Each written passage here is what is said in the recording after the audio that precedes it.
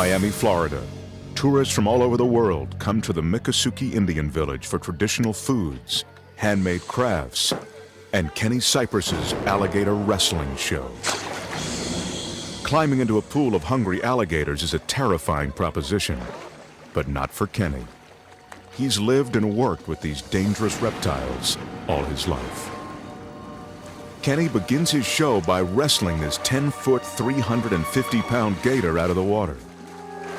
Easier said than done. Kenny demonstrates that an alligator will normally keep its jaws open, unless you touch the inside of its mouth. All it takes is the slightest sensation. Even a grain of sand will trigger these powerful jaws to clamp shut. He invites the crowd to try it themselves. Is anybody interested?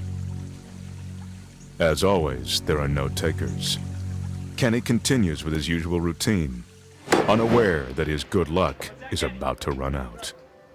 It's New Year's Day. Kenny attempts the grand finale that has thrilled thousands of people, putting his head inside the gator's mouth. And the jaws are open! And the head is in! Boom! The gator's jaws slam shut and lock Kenny in a vice-like death grip. Another trainer struggles to free him, but the gator won't let go. Shaking its head, the deadly reptile drives its razor-sharp teeth deeper into Kenny's skull. Get the wood! Get the wood! Other trainers rush in and try to open the gator's mouth. But a wooden stick is useless against the 3,000 pounds of pressure that's being exerted on Kenny's head. The gator has tasted blood, and he's not about to let go. Eventually, the trainers manage to pry open the gator's powerful jaws, giving Kenny a chance to escape. He pulls his head free and staggers away as the men subdue the angry beast. Kenny is rushed to the hospital, dazed and bleeding. Almost a year later, he is still not fully recovered from his injuries. I had a hole straight through here, going inside my mouth. I had one tooth in my ear, the larger tooth inside my ear, so my hearing ain't that great on my right side. Kenny had performed this stunt many times before, so what went wrong this time?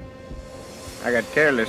Kenny mops the sweat off his face before the stunt begins, but he forgets to wipe the right side. When I leave my head in there, the sweat dropped on his tongue and he decided to bite me. That single drop of sweat was enough to trigger the gator's massive jaws to snap shut. But even though he was nearly killed, Kenny doesn't blame the gator. When you go messing with animals that are dangerous, that's what you get. You leave them alone, they leave you alone. Kenny still wrestles alligators, but he doesn't try this stunt anymore. Oh, I'd do it in a heartbeat, but I can't, you know. I promised my wife and my kids I wouldn't do that anymore. A promise that his family hopes he keeps.